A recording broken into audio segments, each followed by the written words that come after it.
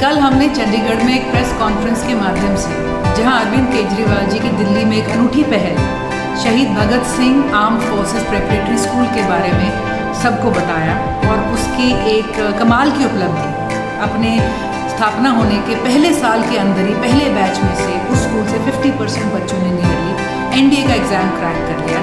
इस उपलब्धि को सबसे साझा किया था। तो हमने हरियाणा सरकार से और ख़ासतौर पे हरियाणा के स्कूल के शिक्षा मंत्री श्री कंवरपाल गुर्जर जी से कुछ सवाल करे थे कि 10 साल में आपके अपने कार्यकाल में आपने क्या किया है, कौन सी डेवलपमेंट करी है, और कोई एक स्कूल आप हमें दिखा दीजिए जिस पे आपको गर्व हो, जिसे आप कह सकें ये हमारी उपलब्धि है, यहाँ के रिजल्ट्स देखिए। हमने इस चैलेंज के साथ साथ उन्हें एक न्योता भी दिया था कि आप एक बार दिल्ली आकर हमारे स्कूल भी देखिए। तो कंवरपाल गुर्जर जी ने हमारा चैलेंज तो एक्सेप्ट कर लिया है। उन्होंने कहा है कि हम आकर उनके यहाँ कोई भी स्कूल देख सकते हैं। उन्होंने हमारा न्योता एक्सेप्ट नहीं किया। तो सबसे पहले तो मैं हमारे शिक्षा मंत्री जी से ये कहना चाहूँगी कि मैं आपका न्योता स्वीकारती हूँ। आशा है आप इसे वापस नहीं लेंगे। और आपने शिक्षा मंत्री रहते हुए पूरे प्रदेश में डेवलपमेंट करी होगी, तो जाहिर है सबसे ज़्यादा डेवलपमेंट आपके अपने गृह क्षेत्र में होगी। तो क्यों ना हम आपके जगाधरी में ही कोई स्कूल देख लें। जौन सा स्कूल भी आप दिखाना चाहें। तो कुछ स्कूलों के नाम भी हमारे पास हैं, जैसे भेड़थल, महमूदपुर, लाकड़ भीलपुरा या तारणवाला के अंदर से आप कौन सा स्कूल दिखाना चाहेंगे आप बता दीजिएगा। आप दिन और स्थान निर्धारित कर दीजिए, मैं ज़रूर आऊँगी और मैं आने का इंतज़ार भी करूँगी। आपने हमारा न्योता नहीं स्वीकारा, इस बात की हमें आपसे शिकायत भी रहेगी।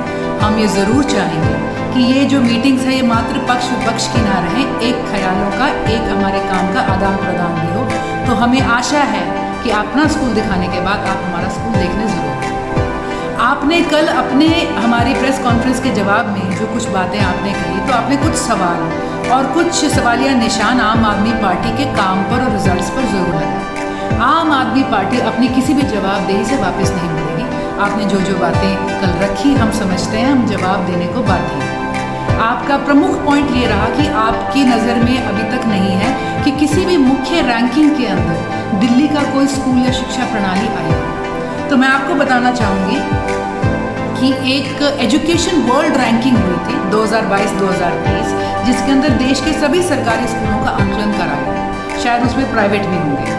और आम आदमी पार्टी को बड़ी खुशी और गर्व है कि टॉप 10 स्कूलों में से 5 स्कूल आम आदमी पार्टी के थे, दिल्ली के सरकारी स्कूल थे।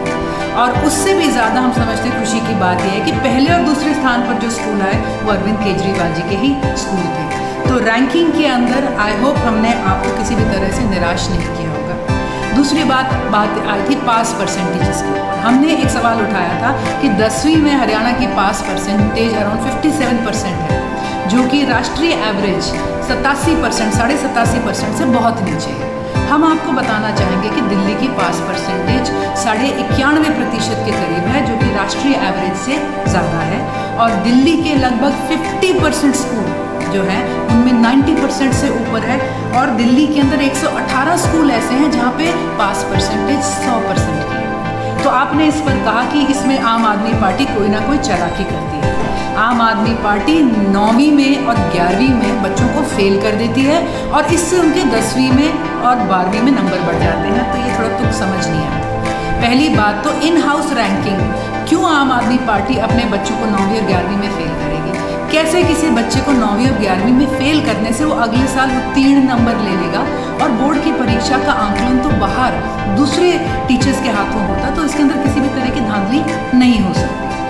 फिर आपने बात कही कि हमारे रिजल्ट्स बड़े अच्छे हैं। हरियाणा से 100 बच्चों ने नीट पास किया है, मतलब कुछ 29 या 26 बच्चे मेडिकल में गए हैं, कुछ आईआईटी में गए हैं। मैं आपको दिल्ली के बारे में बताना चाहूँगी। आपने कहा था दिल्ली में तो सिर्फ 1000 स्कूल हैं। एग्जैक्ट आंकलन है 1250 और इन 1000